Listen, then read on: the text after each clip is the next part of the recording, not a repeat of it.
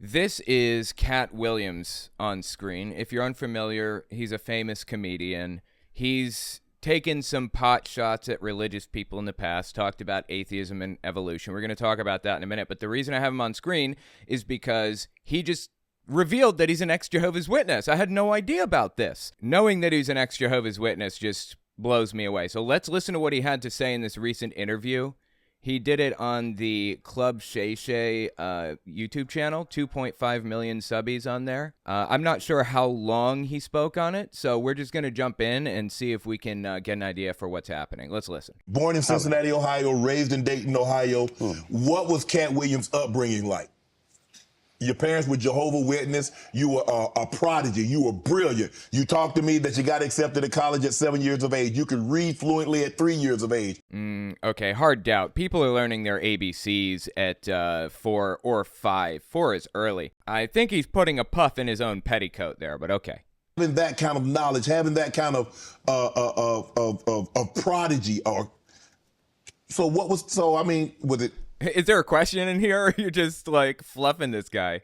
What was your upbringing? How was it? How was life as Katt Williams coming up? By the way, I'm really not a fan of Katt Williams' whole persona. He presents himself as a pimp and seems to be proud of that. And pimping is actually human trafficking. You're a human trafficker if you're a pimp. And it's illegal, and it's illegal for good reason. The fact that somebody would be proud of something like that is not good. I'm just not a fan at all. I seems to be really unhappy about, like, or really hard to talk about the subject. I was often confused because I knew things and I wasn't sure how I knew them. I'm sorry? What does that mean exactly? Is he saying that he had, like, look, I'm primed to like this guy at this point. I don't like that he presents himself as a pimp. I don't like that he hates atheists and he says evolution is really, really stupid. But I'm primed to like him. He's an ex-Jehovah's Witness. He and I have a connection here. Okay, we understand. We know what it was like growing up that way. But he is making it real hard right now. I knew things that I felt like I don't have a reason that I know this, but I love to read. I was voracious because they told me when I was young that knowledge was powerful. That knowledge was power, and I had studied powerful people, and I really believe that. I immediately, my next I believe what? That he had special information? Please, Katt, pull it together, bro. project was to read the whole encyclopedia set. So when you're like 6, 7 years old, you read the whole encyclopedia set. You know what? Let's give him the benefit of the doubt. Again, prime to like the guy. Just let's be charitable. Set. So when you're like 6, 7 years old, you read the whole encyclopedia set. You think you're one of the smartest people in the world, right, only to get out in the world and find out you don't know anything. You know, so it was a confusing time. But yeah, I had a childhood. I was grown, but I at 5 years old, I was in front of 10,000 people giving a performance with a full suit and tie. He probably acted I don't know if this is true, but it wouldn't surprise me. He acted as a kid doing a demonstration or giving an interview in front at a district convention, probably. This is what it was called back then, district convention. Now it's just called convention. 10,000 people, fair enough. That's about right. That's the size of district convention. And they have 3 or 4 or sometimes 5 people come on stage and they interview these people about some experience they had. So I understand that you were attacked by dogs when you were going door to door. Tell us about that. I heard you had to go to the hospital for that. What happened? You know, that kind of thing. Or they'll say, I remember this one at one of my district conventions. I understand you lost a sister. She was disfellowshipped. And the girl says, yeah, I was young and it was hard to shun her. Well, she didn't say shun. It was hard, but I separated her from my own life for her good and for my good. So she didn't, bring bad influence into my life and stuff. For real, I remember hearing about that. So anyways, they have kids on to do that kind of thing. That doesn't surprise me. Quick interjection, this won't take long. If you like what I do, I'd appreciate it if you watch the video to the end. YouTube bases video reach off of watch time, so watching even an extra minute makes the video go further. Liking and subscribing goes a long way too. Finally, it would be awesome if you guys checked out my Patreon. All links are in the description, of course. Okay, back to the video. You know what I mean? So it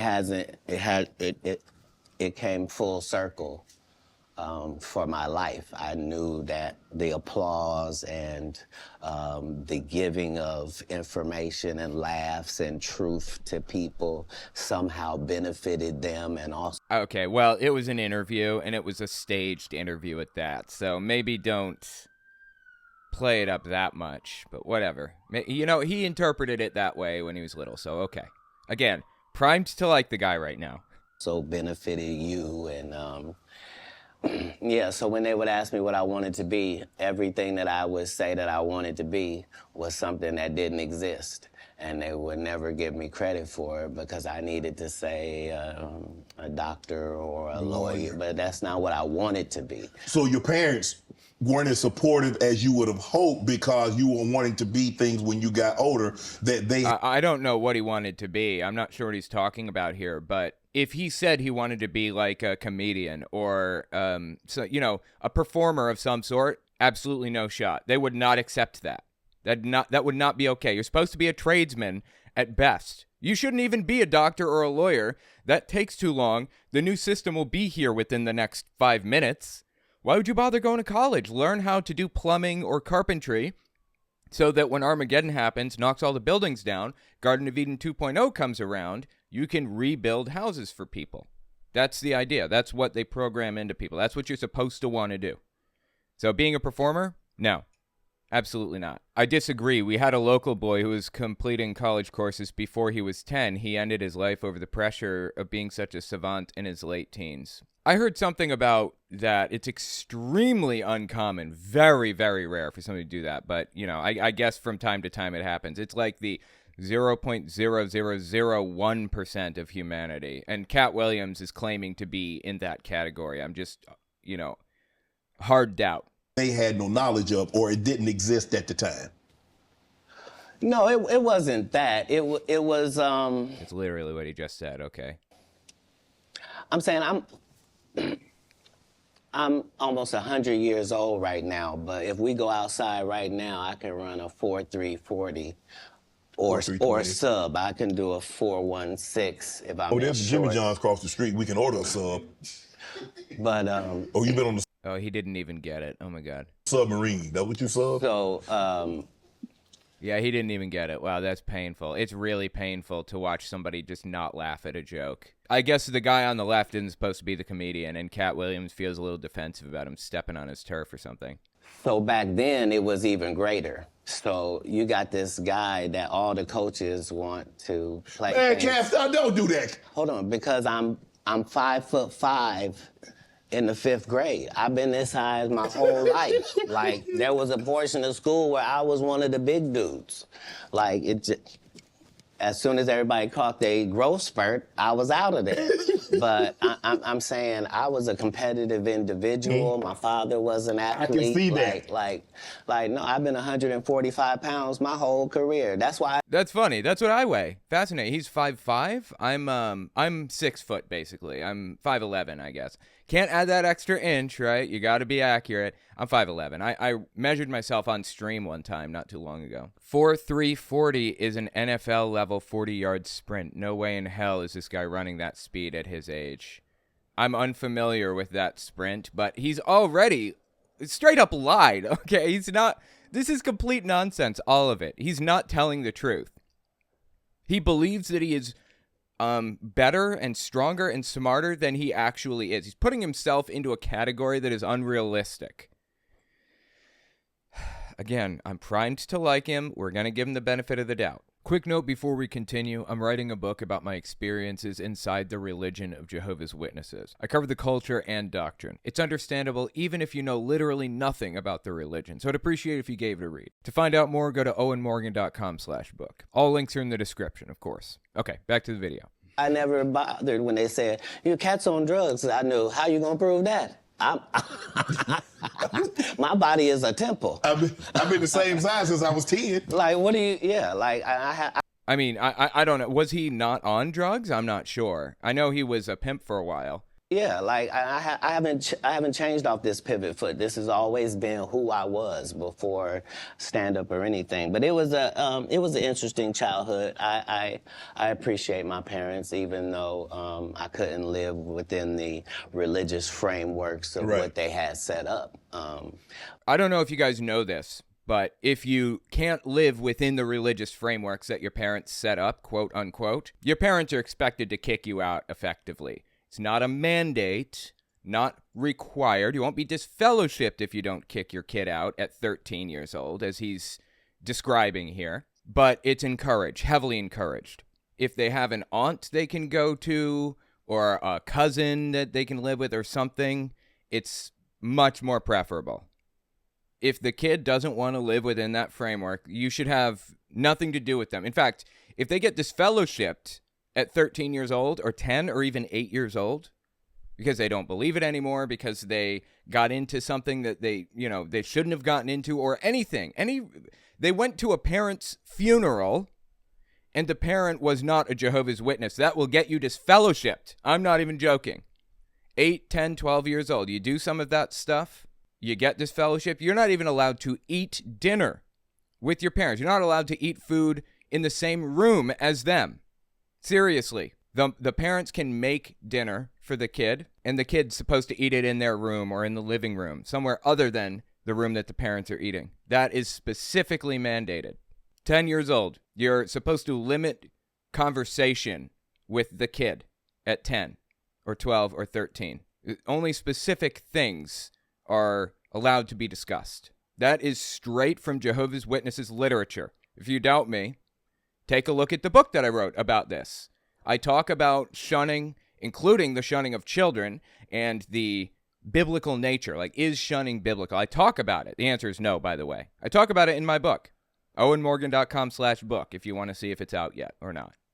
But that was more not wanting to live a double life and not want to embarrass. Jehovah's Witness term, living a double life. That is straight out of the Jehovah's Witness handbook, straight out of their vocabulary. He says his parents were great. No, they weren't.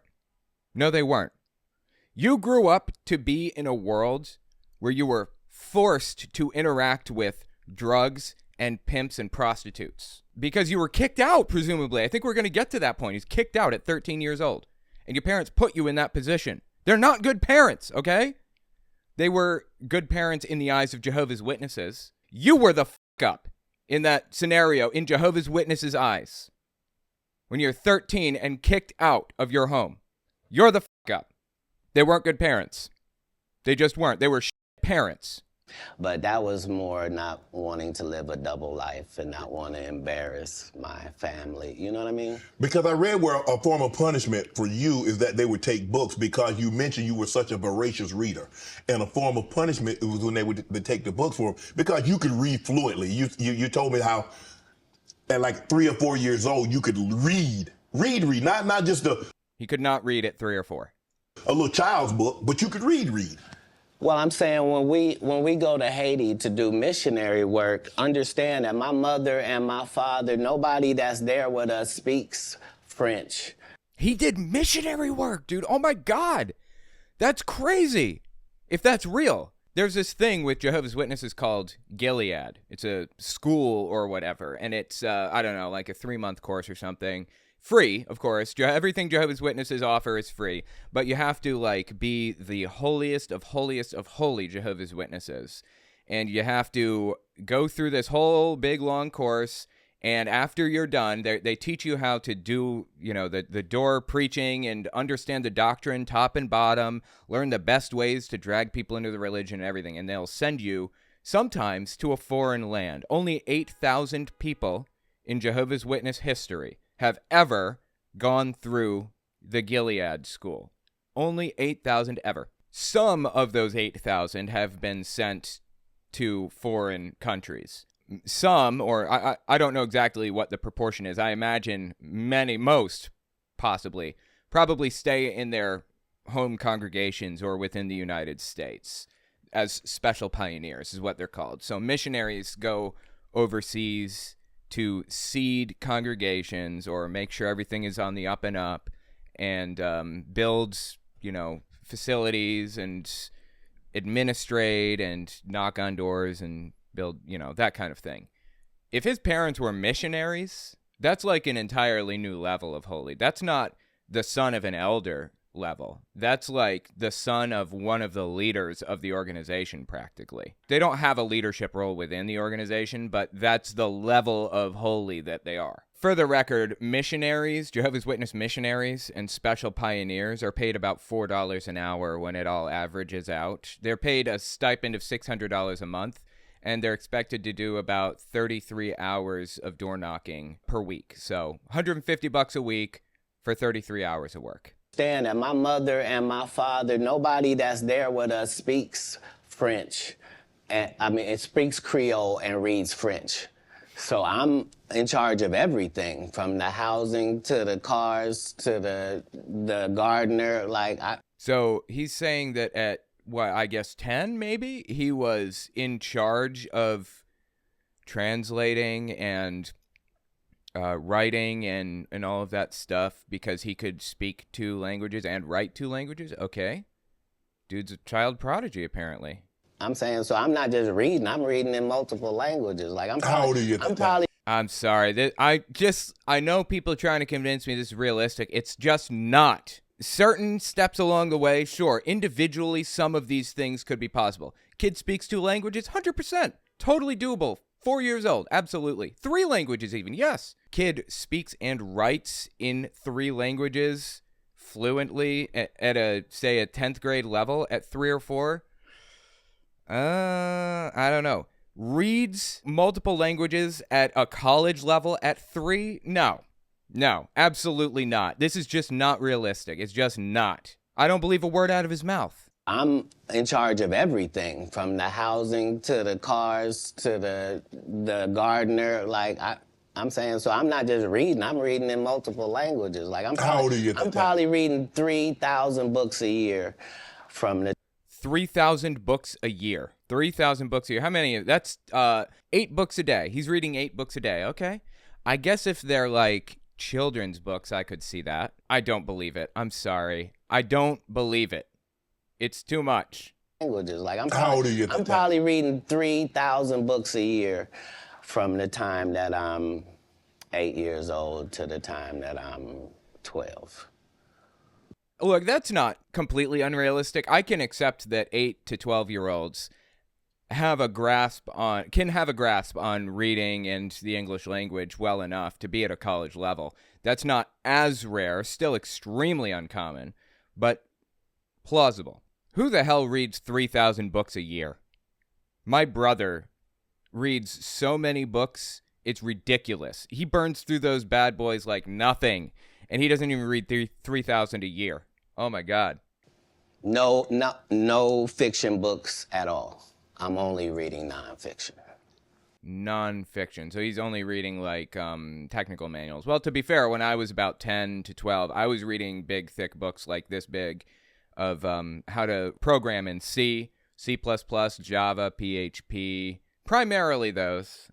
I don't think I really read any manuals between 10 and 12 besides those 4. I really focused on those 4 heavily. Sockets in C. I learned about how to write. I learned how to connect through the network with C also. So that was its own separate book. No fiction books at all. I'm only reading nonfiction. You could drive. At 12, you received a full scholarship to the National Science Academy in Dayton, Ohio, but you failed, so you would become ineligible. Why didn't you want to take that opportunity? I didn't see it as an opportunity. When I got in there, all the students were wearing lab coats, and it seemed very confined and restricted, and nobody seemed like they were having fun. It just seemed like everybody was smart. I didn't want that. That wasn't what I was signing up for at all. And plus, So instead of dropping out, he decided to fail. Okay. I can't knock him. I failed the hell out of high school and college largely until I finally got a grip on how to do it. Then I got a lot better, got much better grades in college, but it's something you have to learn how to do. So I'm not saying you're dumb if you get low grades. You're absolutely not. It's possible you just haven't learned how to. I mean, it's a skill that you have to learn, like interviewing or any other skill. You have to learn how to go through college. National Science of Dayton, Ohio? Does he mean Dayton Air Academy, the summer camp at the AFB? There's no such college. That's interesting. Just completely full of shit, apparently. Wow, who could have guessed, right? I'm sorry, man. Like I said, I was primed to like this guy, being an ex-Jehovah's Witness, but this is just too much. I'm sorry, too much. Starting to doubt the dude was even a pimp.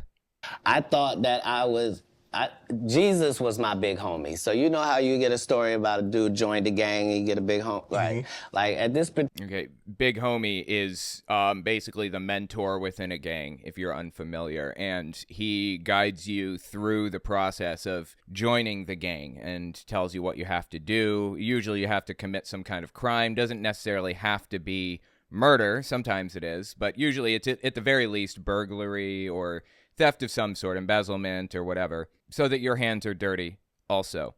So when you see dirty stuff happening, you know that you can't report, and they know that you can't report it because they are aware of your own dirty past. They want to make sure that you're on the level, basically. It's a form of control and human trafficking, but on the other hand, gangs do a lot for their communities in some ways. They are commonly in impoverished areas that have no outside source of income or revenue otherwise, and they commonly feed, they feed the members. The members will sling drugs for the gang and receive a normal paycheck for it, that kind of thing. It's kind of an organized top-down system when you get to that level of gang. So he's saying that Jesus was his big homie. Big homie is, it's kind of like the term daddy, as cringy as that is. I'm sorry. I cringe every time I hear that word, but that's basically what it is. When you call somebody that, there's a connection and a subservience between you. And so he's saying that he was Jesus' big homie, kind of give you an idea of what he's saying. So you know how you get a story about a dude joined the gang and you get a big homie, right? Like at this particular point in my life. He cut it short. He couldn't even say the word big homie. Story about a dude joined the gang and you get a big homie, right? Like at this particular point in my life, my thought is that the Bible is the greatest book that's ever been written. Okay. That it houses the truth, and that it gives you this story of Jesus, and that I'm supposed to be like him. Okay. So it's already in my head that as soon as I get 13, I'm leaving. Wow, dude. He's blaming himself for what happened. He's kicked out at 13 years old, and he has internalized the failure. It was on him, not on everybody else. Not on the system that he's born into that forced him out because he couldn't conform to their expectations. Said, it's already in my mind, I want to leave at 13. No, it wasn't. That is an excuse that you're creating to place the blame on yourself because you can't deal with the fact that everybody in your life has fucked you over every step of the way. I've seen it 1,000 times over. I did it. I did the exact same thing. I know. You at 13, you not only like, okay, mom, I'm moving out. You moved from Ohio to Florida on your own. You weren't afraid? I mean, did you? Yes, he was. I know the feeling. He was afraid. Hold on. Did you not have it? So what were you going to do when you got to Florida? Don't say I wasn't afraid. There's no such thing as a human. Told you. Human being of not being afraid. Okay. There are certain human beings that understand that being afraid in no way stops you from doing what you got to do. Okay. Absolutely. I mean, he had no choice. What was he going to do? His parents kicked his ass out. Mine did the exact same thing. I was in 11th grade when I was kicked out. I was trying to go to school and go to work to support myself. I had no home. Stayed in some girl's bedroom for 3 weeks until some dude at work offered to let me stay in his extra bedroom for $150 a month. There is no not afraid in that equation. So I was afraid, but I couldn't be that afraid because I knew what had happened with Jesus. I knew how it worked out. It doesn't matter if you're afraid or not. You don't have a choice. It's not like you're sitting there thinking, well, I can either be afraid and go out there, or I can be comfortable and stay here. No, that's not a choice. You are kicked out. You're gone. That's it. 13 years old on the street on your own. This is what Jehovah's Witnesses do. If a kid breaks rank and steps out on his own, which is pretty common in your teen years, you're creating your own identity, learning your own thing, and Jehovah's Witnesses are trying to force you to conform to their identity that they expect of you. Inevitably, when that doesn't happen, parents are mandated to treat you differently. In this case, Katt Williams was kicked out on his own at 13. I knew that I wasn't in the wrong with how I was feeling, and I knew that I didn't have any bad intentions in it. Right. So I trusted God that it would work out. Why Florida? Because if you're raised in Ohio, the one thing on your list is, I'm gonna get away from snow, and I'm gonna get as far. I want to go. Tell me the place. I literally went to a truck stop and I asked all the truck drivers where they was going. And there was one guy going to California and there was one guy going to Florida. He was at a truck stop. The dude was hitchhiking. He had nowhere to go. Still believed in God. Still believed all of it. Believed he was innocent in this equation, apparently, and was kicked out anyway. I still believed all of it, too, when I was kicked out. I believed that I was guilty. I believed that this was my fault. I messed up. I have to pay the price. That's how I viewed it for 5 years after leaving. Too many people know what this is like.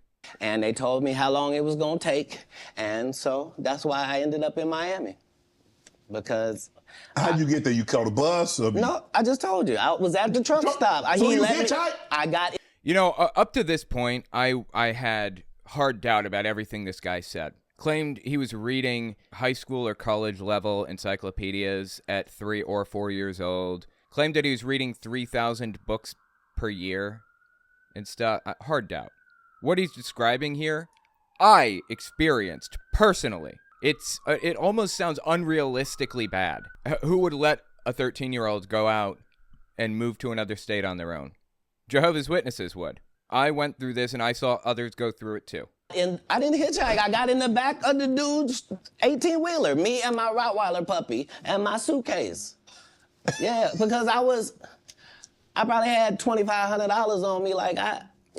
That's actually, wow. That's a lot of money, dude. How did he get $2,500? Holy Christ. Especially back then. When was this? Was this like, I don't know, how old is he? Is he 50?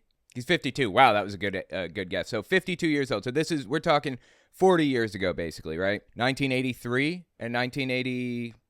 Yeah, I guess 1985 probably is when this was. $2,500 was like a lot of money. He could have gotten a down payment, or he could have put a down payment on a house. He could have rented a house for a year, probably, at least longer, maybe. I don't know where he would have gotten that much money. On me I was shoveling snow and cutting grass. I always had pockets full of money. When did you make the decision that you... He says he got $2,500 from shoveling snow and mowing grass in 1985. And he was reading 3,000 books a year. And cutting grass. I always had pockets full of money. When did you make the decision that you were going to leave Ohio and go somewhere? And it ended up being Florida, but when did you know... I'm sorry, one more thing. Ohio and go somewhere. And it ended up being Florida, but when did you know that you were leaving Dayton, Ohio, going to Florida? In my father and I's last interaction,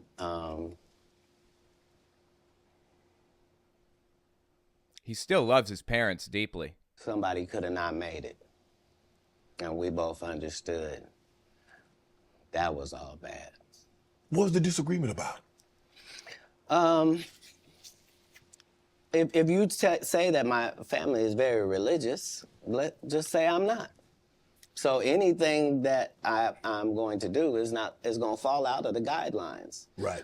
Yeah, absolutely. That makes complete sense. I'll talk about the disfellowshipping offenses in a minute. But I'm not going to let you tell me what I'm going to be, especially if what you're saying is wrong. And this is actually common, more common than people know. Jehovah's Witnesses getting abusive with their kids.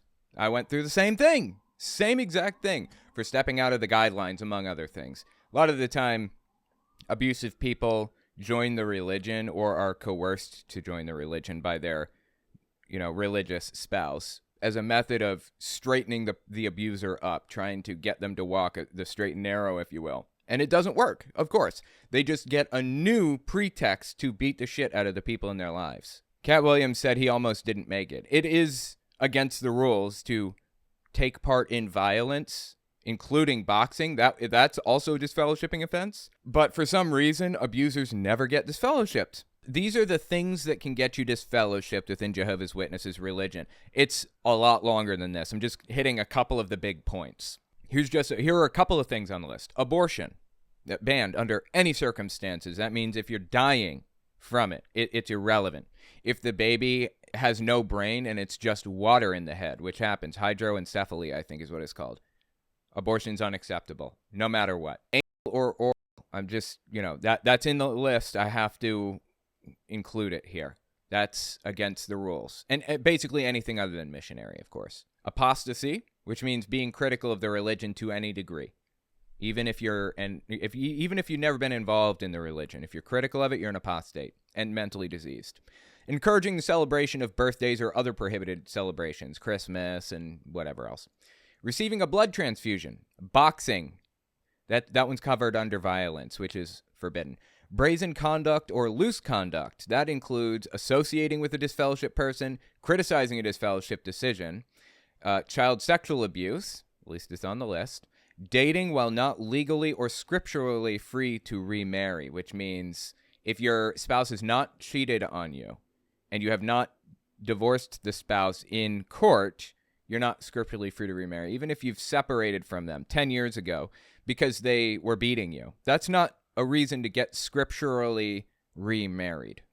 You're just separated, still married to that person in God's eyes, even if it's legally divorced. Cyber sex or phone sex, fraud, gambling, greed, gluttony, homosexual activity, interfaith activity. That means attending the funeral, wedding, or church service of a non-Jehovah's Witness. That means if your grandmother was not a Jehovah's Witness, she dies, her funeral takes place in a church, you'll be disfellowshipped for attending. My mom attended her dad's funeral in a church and sat through a church service in the process. And she's still in the religion, of course, because nobody wanted to report her, I guess.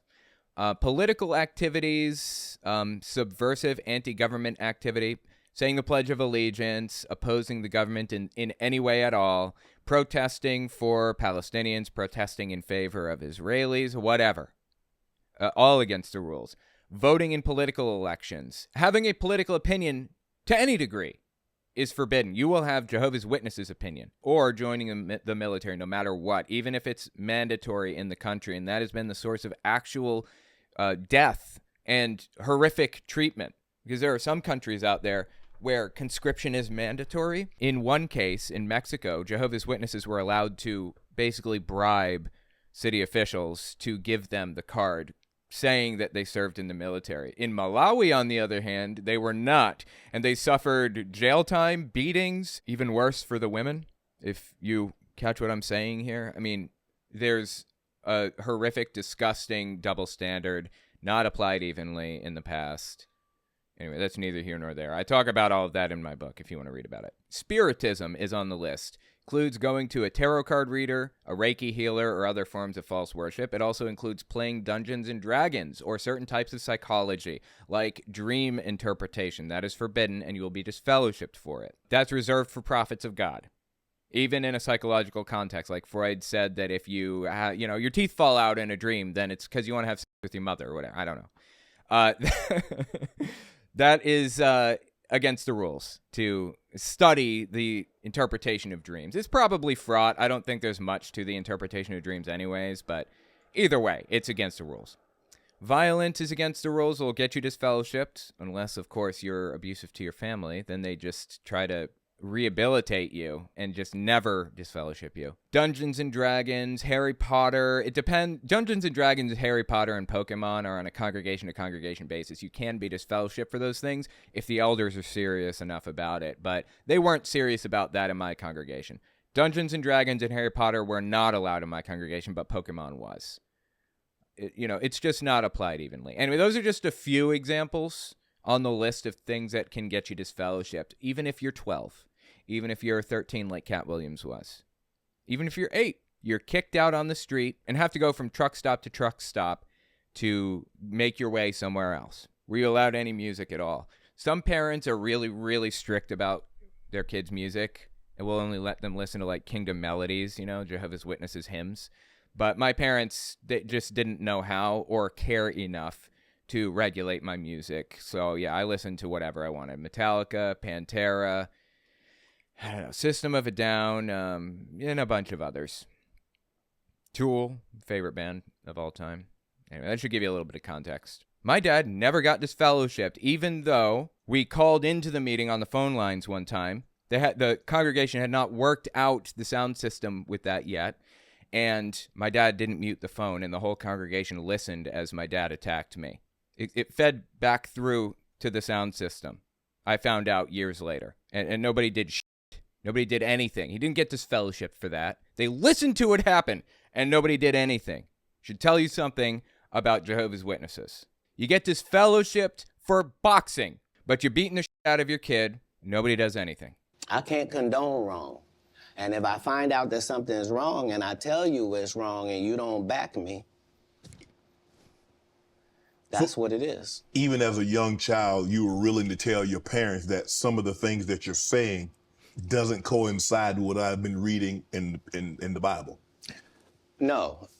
He believed everything Jehovah's Witnesses had to say about the Bible, is what is my interpretation of this, right? By the way, 90% of what Jehovah's Witnesses say is completely incorrect about the Bible. Very simply, don't try to disfellowship me for sexual acts and I'm a virgin. Sorry, God don't make mistakes. You don't get 2 times to f me over. What do you mean you went to God and he told you I was guilty? Oh, that's interesting. So I guess they put him in front of a judicial committee and accused him of doing a sexual act. Well, it's a disfellowshipping offense if a baptized Jehovah's Witness, which he was baptized or he couldn't have been disfellowshipped, if a baptized Jehovah's Witnesses walks into a private room or takes a car ride with somebody of the opposite sex to them. That's it. That's all it takes. Your guilt is assumed. People listen to my dad beat the shit out of me on the sound system, 115 people in the middle of a dead quiet meeting. And he didn't get disfellowship for that. But if I set foot in a room with a woman that's roughly close to my age, I would be disfellowshipped for that. Either way, the judicial committee of 3 elders claims to have God's guidance. Whatever decision they make, God told them to make that decision. That's the way they view it. If they saw Katt Williams walk into a room with somebody of the opposite sex, and it's feasible that he plausibly could have slept with them, even if there's no chemistry between them, if there's no history, no interest there at all, no nothing, it's irrelevant. He slept with her. So Katt Williams is saying he's innocent here. It sounds to me like he was innocent. And it sounds to me like the elders claimed that he's guilty and disfellowshipped him for it. That is wild. He was innocent. He believed it. They disfellowshipped him. They kicked his ass out at 13 years old. You just lied on God. So long. That's it. There's no conversation. Deuces. That's what it was. That's when you made the decision. After Yes. that conversation right there, you say, "Nah, I can't live under this roof." It wasn't a conversation. It was an altercation. In the altercation, I love my father. My father loved me. But No, he didn't. He treated you like garbage. You were 13, Katt. Don't make excuses for an abusive piece of shit. But we are 2 men at it. It'll never be the same again. He had a responsibility to take care of him, and he dropped the ball in multiple ways. He had a responsibility to make sure he had food on his plate and a roof over his head and felt safe. Safety is a key part of taking care of somebody. If they don't feel safe, then you're fucking up somewhere along the line. Katt Williams obviously thought someone was going to die. I've been there. I thought that I was going to be the one on a table in the morgue because of my dad. Safety is necessary. The guarantee of safety and security is the responsibility of the parent. You can't sleep comfortably around me, and I can't sleep comfortably around you. How similar are you to your father? Don't tell me you're exactly like him. Don't say it. I don't know. He's a great man. No, he isn't. This is classic abuse victim mentality. You're blaming yourself for somebody else's fuck-ups. I'm saying, Because it seems like y'all butted heads. Right, but I'm saying that generally happens with a father's son. No, it doesn't, Katt. No, it does not happen. It's not supposed to happen. I'm getting all worked up over here. Dynamic. It was just that religious relationships are always difficult in families. They shouldn't be. That shouldn't be what it is. They always are. Before it got to the point, because the dynamic, he's father, you're son. Before that dynamic and you step up on his level and you challenge him, you felt it was best for you to leave. No. I'm not being challenged. I'm being beat to death. Absolutely understand. I've been there. Oh, he was abusive. I didn't say that. Are you kidding me? I said we were in an altercation. What the hell does that mean? If not your... He said he was in an altercation. He's being beat to death by his dad. How does that not equate to, like, being in an abusive situation? What? Oh, he was abusive. I didn't say that. I said we were in an altercation. Katt Williams has a victim mentality where he doesn't even realize that he was to blame here. People talk about, like, hard situations that they've been through and all of this stuff, but when you're going through a genuinely hard situation, like what Katt's describing, like what I have been through, being attacked by your parent, not feeling safe, it doesn't feel like it's traumatic in that moment. It feels like you're just trying to make it from day to day. It just feels like you're pushing through, you're making it, you're doing it. It's not until years later that you realize how much that f***ed you up, usually. Up until that point, you just, you wash it off, just whatever, just keep on going, keep pushing through, not realizing how adversely that experience affected your personality. It's like victims of sexual assault who experience it, didn't like it, and they go about their lives for 4 years and don't say a word to anybody. 4 years later, they come out and start talking about it. That's not because it didn't affect them. It's because they're just now realizing how deeply it affected them. When you go through a traumatic experience, it takes time to process and realize what you experienced. Katt Williams still has not realized, apparently. I see what you did there. I saw what you did there, Katt. Yeah. I saw what you did. You was in all the... Katt Williams is not laughing or smiling, if you notice, in this moment. I saw what you did there, Katt. Yeah. I saw what you did. You was in the altercation. You didn't say you lost. You said you was in the altercation. I in no way gave you the impression that I won anything. I'm the one leaving. I'm out of bounds. This is his house. Right.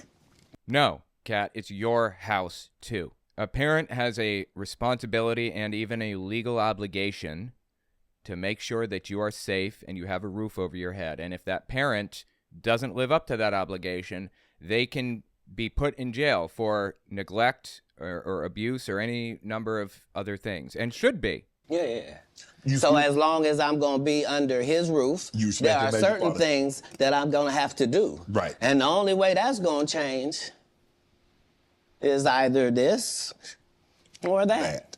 And I'm saying I had 2 younger brothers. Like, I'm not an unreasonable person. Like, I don't have any mental issues whatsoever. Yes, he does. He doesn't realize it, but he absolutely does. He has not processed this yet. Despite what they lead people to believe, It seems like he hasn't even talked to his parents since then, right? He hasn't talked to his dad in all this time, and he still loves his dad. I still loved my mom for years. When you're getting beaten by your dad and you are laying on the floor and you look up and you see your dad coming toward you and your mom steps in front of him and then he puts his hand on her and pushes her on the floor and comes after you anyways, it's hard to break away from that. It's hard to see her in any other light but helpful and positive. And you develop a level of respect for that person that's nearly unbreakable. It took me 10, 15 years to finally realize that my mom was just as mentally taxing and damaging as my dad was in her own way. Because she refused to talk to me. She made my life a living hell.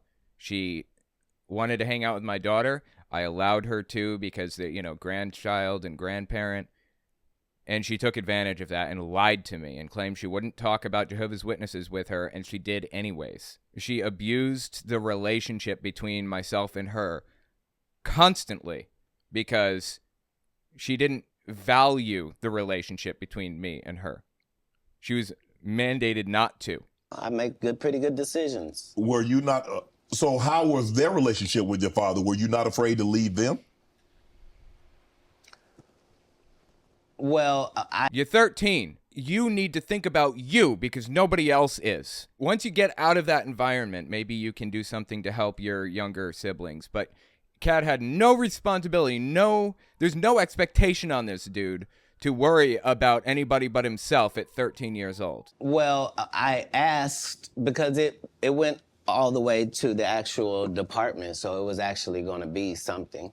Is he talking about the branch, the Jehovah's Witness branch? It went to them? He's disfellowship. I mean, he was a baptized child of a missionary family. That's pretty serious. And when I asked them if they could just make sure that my brothers didn't get separated and what have you, they said... Wait, so was his dad disfellowshipped? If he talked to the branch about what happened, then they must have been aware of what the dad was doing. They're very hesitant to disfellowship people for abusing their family, though. It just does not really happen.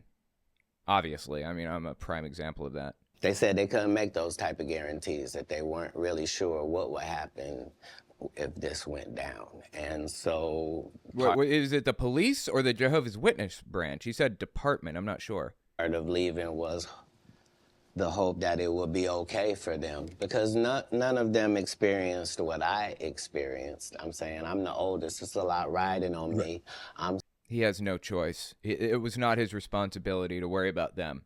Nobody gave a shit about Katt Williams. He had to give a shit about himself for a moment. I'm supposed to at least religiously hold down the family's name at this household. Right. You know what I mean? How much older are you than the baby and the knee baby? Like a lot older. Like if I'm... 12, 13. Yeah, they're 5. And in Pampers.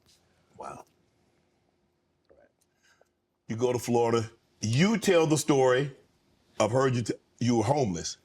And somebody else told the story, said they were homeless, and you said they hijacked your story. Now, I don't... At 13, Okay, I don't know what's going on here. I can filter out what is real from his story, but I can't tell if some things are real or not.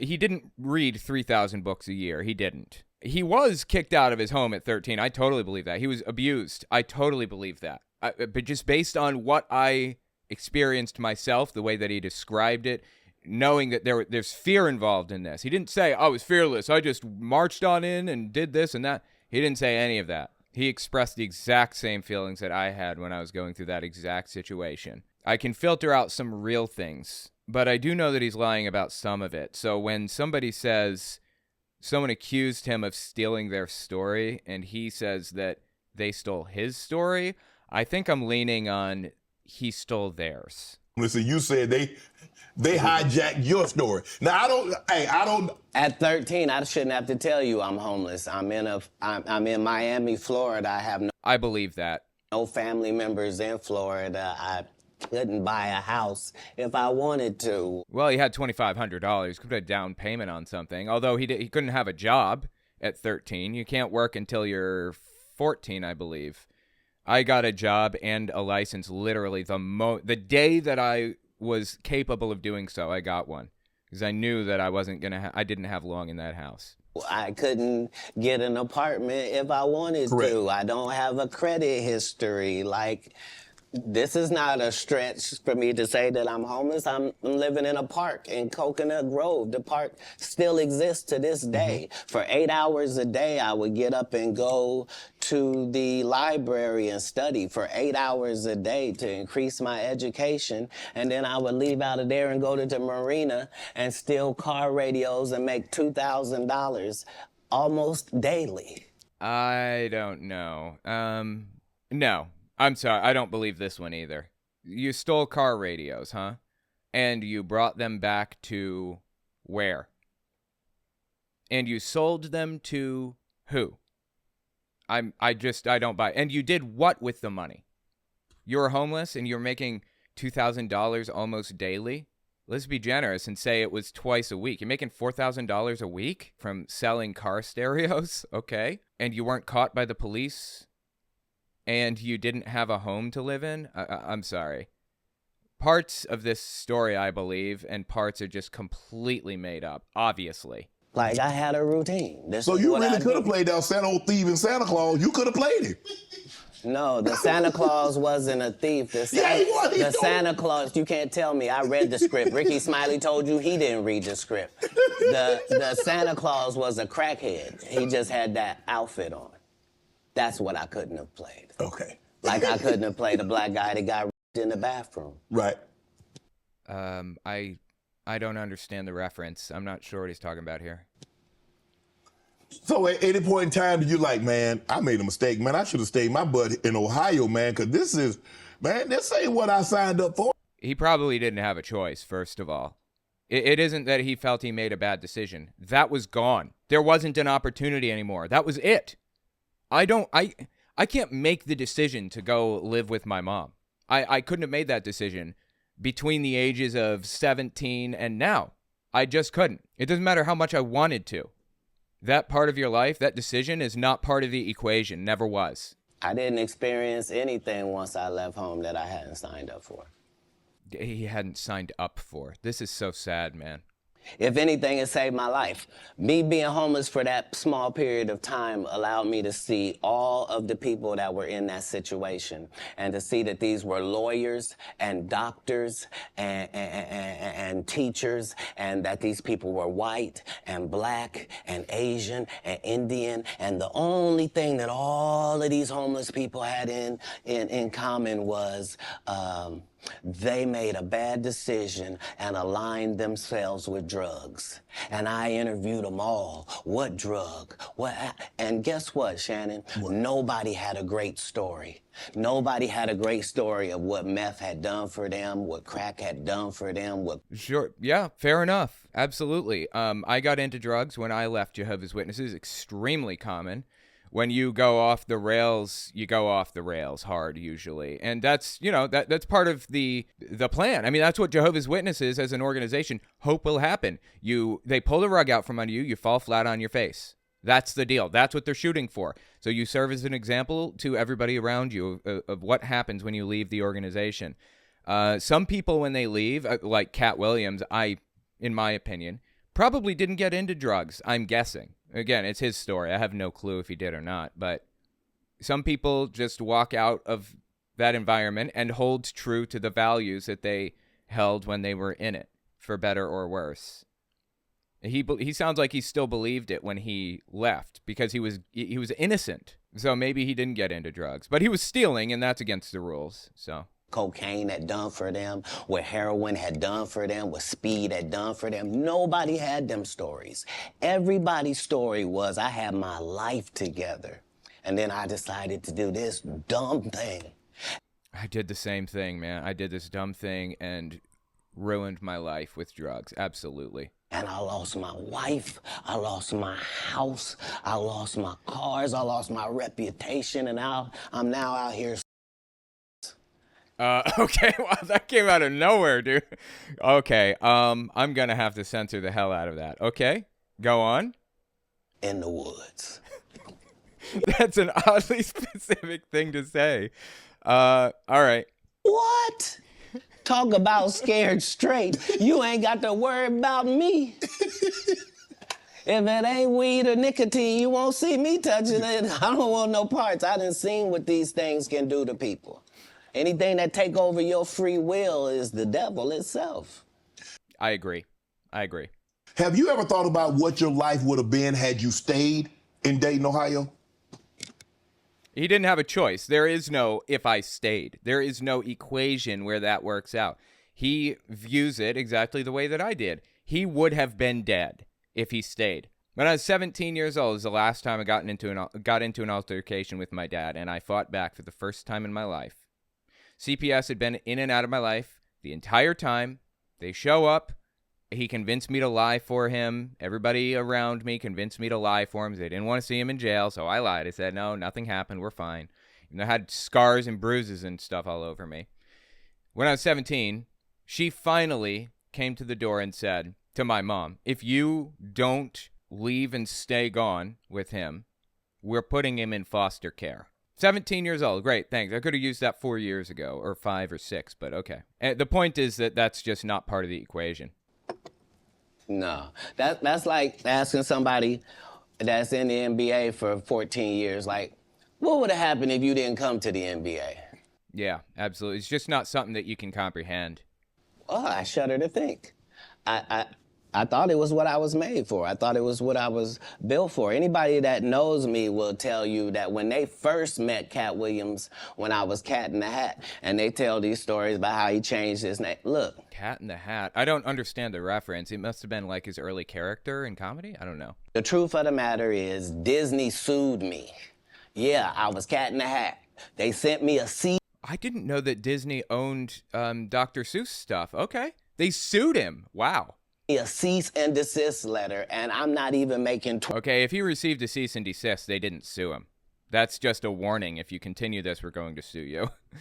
$25,000 a year, and the mega company Disney has sent me a cease and desist. Well, you know what? Disney is famous for telling a family that they couldn't engrave Spider-Man on their dead son's tombstone. They requested permission to engrave it. Just one guy and his wife. Not selling them, not nothing. They just wanted to... Their 5-year-old boy really loved Spider-Man. He died. They wanted to put Spider-Man on his tombstone. Disney said no. We're talking about the same company here, so that should give you an idea. I can't use any variations of that name. Fine, I'm Katt Williams. That's all that happened. I have been this same product the entire time. They will tell you when they first saw me doing stand-up, I was just like this. Okay, yeah. So it sounds like it's kind of moving into another direction. So let me show you his little bit on evolution and how much he doesn't like atheists. I'm guaranteed to get a copyright thing on this. I did last time I talked about this, but we'll just hope for the best. 2012 is for real. They said the Mayans was talking about 2012. Then they said the Mayans disappeared. You know, maybe this is from 2012. I'm not sure. He posted it to his Facebook in 2017, at least. I'm here to tell my people it's time to stop believing bull just because a mother tell you bull with a straight look on their face. We too old. We too smart. He says this after believing Jehovah's Witnesses. Just wait. It gets worse. Too old and smart for what, Katt? We too good to believe don't make no sense. You too old to be believing in evolution with your stupid mother ass. Too old to be believing in evolution. I know, Katt. I have a connection with him. I understand. I know what this dude went through. Better than anybody else on planet Earth, maybe. But when you experience hate and then turn around and project that hate onto other people, it's unacceptable. You know, my dad was abandoned by his mom and his dad. His mom poisoned him when he's 5 years old and took off, disappeared. He survived the poisoning and pissed himself regularly because his kidneys were so messed up from it. 5 years old. He lived with his grandmother, who was an absolute monster. He's extremely self-conscious about pissing himself, obviously.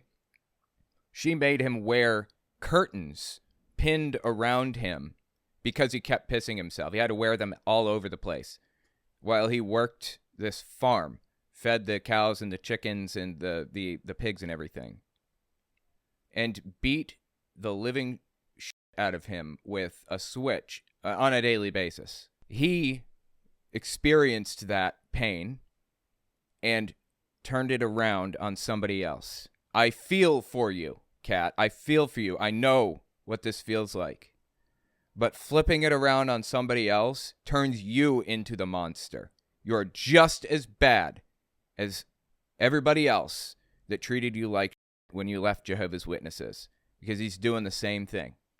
Evolution say people came from monkeys.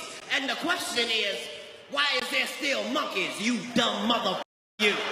I mean, I don't even feel I need to address the evolution claims here. I'm not going to bother. But it just shows you that this dude flipped his hate around on someone else, right? He experiences it. He projects it onto another group of people. Abusers always need somebody to be lower than them. They always have to find somebody who is not as bad as them. Is it because they have some kind of emotional dysfunction where they have low self-esteem? I don't know. Maybe. Probably, I would say. But this is, a tale as old as time. Outside of paddling my daughter from until the age of maybe 2, I have never laid a hand on her. And I never laid a hand on her after that because I realized that paddling is not valuable or helpful or productive in any way. Started finding new ways to do it, like taking toys away or whatever. And that did the trick. Never laid a hand on anybody after that point. Is these the retarded monkeys? They didn't turn into people just yet.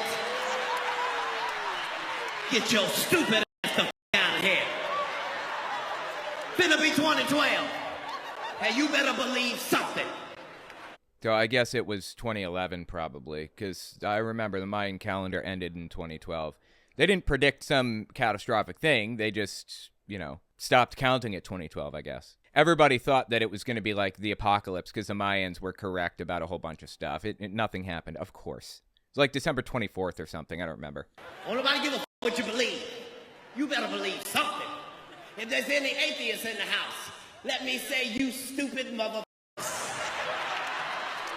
This is how Jehovah's Witnesses feel about ex-Jehovah's Witnesses vocalized.